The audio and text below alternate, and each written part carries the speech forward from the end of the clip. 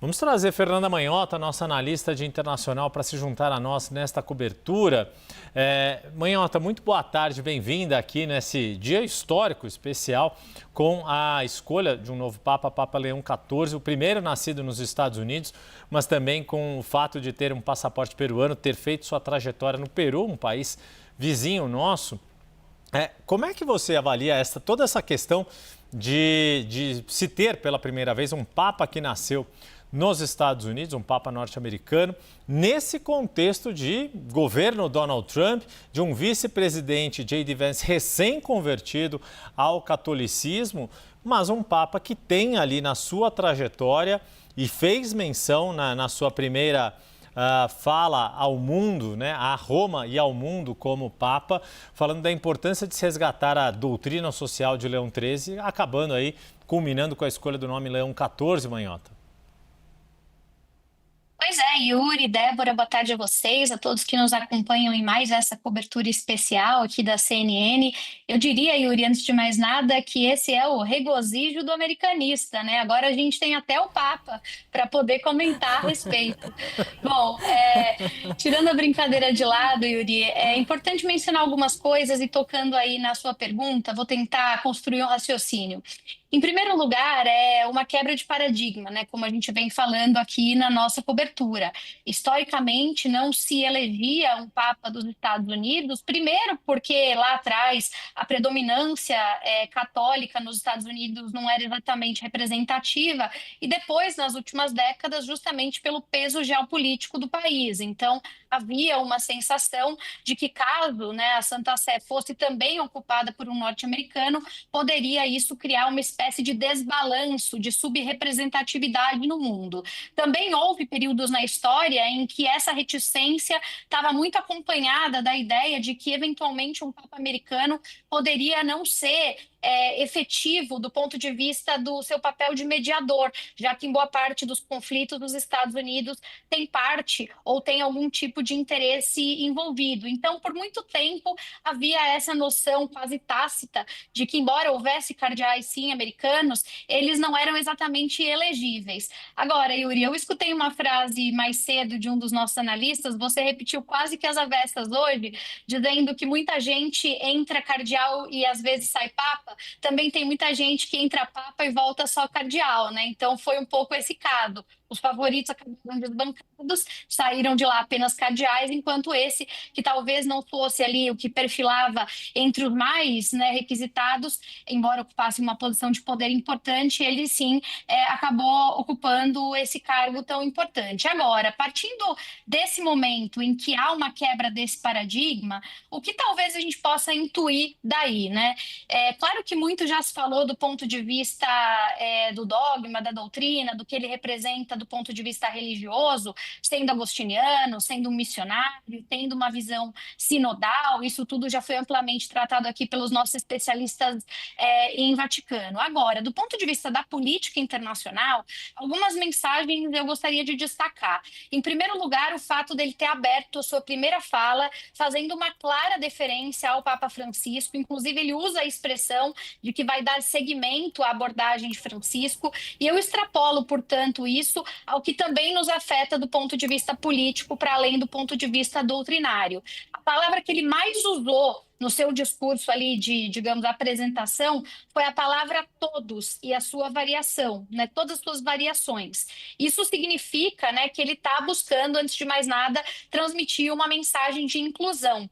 E aí vem também uma série de temas que aparecem não só nesse discurso, mas ao longo dos últimos anos dele, inclusive dentro da igreja. Então, alguém conhecido, né, por defender uma pauta de inclusão, de justiça social, muito ativo, sobretudo no campo da imigração, e que também tem algum trânsito relevante, ainda que não tanto quanto o Papa Francisco, na temática do meio ambiente. Então, esses são temas caros que aparecem ao longo dessa trajetória biográfica, e eu diria que não podem ser descartados. Também vale mencionar, Yuri e Débora, o papel das guerras, né, que certamente serão foco desse novo Papa, assim como o Papa Francisco se dedicava muito à tentativa de construir pontes para tanto em Gaza quanto na Ucrânia, também nós pudemos acompanhar a proximidade do novo Papa, ainda enquanto cardeal, do Papa Francisco nessas matérias. Havia uma correspondência entre eles, quando a gente resgata, inclusive, visitas feitas pelo Papa, a gente consegue verificar a participação do então cardeal nesse sentido. E eu queria, por fim, né, nessa nossa visão panorâmica, fazer, claro, um comentário relacionado ao Donald Trump e ao governo americano, já que ele é o primeiro Papa dos Estados Unidos. Eu acho muito interessante pensar, Yuri e Débora, que não necessariamente um Papa que vem dos Estados Unidos significa uma ampliação do que é o governo dos Estados Unidos. Esse é um erro de interpretação que muitas pessoas imediatamente cometeram, né? Nós ouvimos vários relatos de pessoas que estavam lá na Praça de São Pedro e que se surpreenderam com essa nomeação, algumas até imbuídas de um certo sentimento anti-americano, tiveram uma reação negativa, né? Como se essa fosse uma vitória de Trump, que inclusive chegou a dizer que gostaria de ver um Papa americano ocupando essa posição.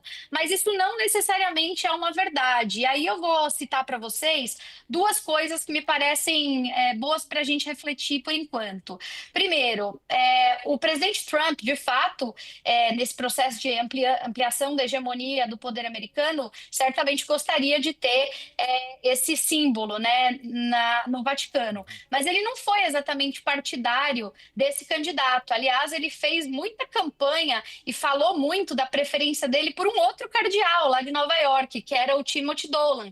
O Timothy Dolan, que é muito mais conservador do que o Papa agora eleito e que também é muito mais midiático, né? Então, Donald Trump, inclusive, teve com ele em algumas ocasiões, chegou a convidá-lo para fazer oração na posse e falou algumas vezes que a defesa que ele fazia de algumas pautas mais de costumes na área moral, do aborto, da família, estavam mais alinhadas com o presidente Trump. Então, vejam, não é necessariamente o candidato de Trump que vence, né? Trump, se pudesse escolher, certamente escolheria alguém mais na linha de Dolan.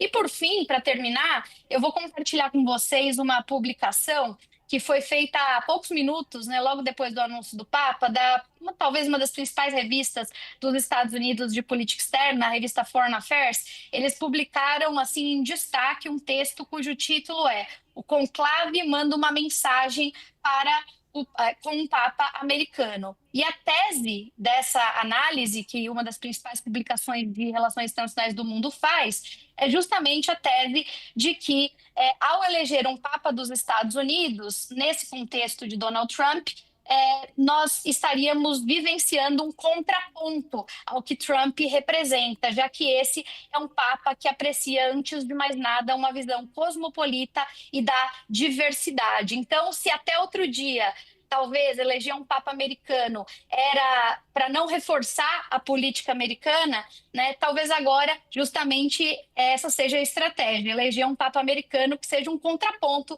à política dos Estados Unidos. Essa é a minha tese. Vamos precisar acompanhar esse papado para ver se ela se concretiza, Yuri e Débora. As primeiras repercussões, as falas e o que se sabe do perfil do agora Papa Leão XIV corroboram ou dão argumentos para essa análise da Foreign Affairs bem interessante e peculiar. Fernanda Manhota, obrigado por enquanto. A gente já volta a conversar em instantes.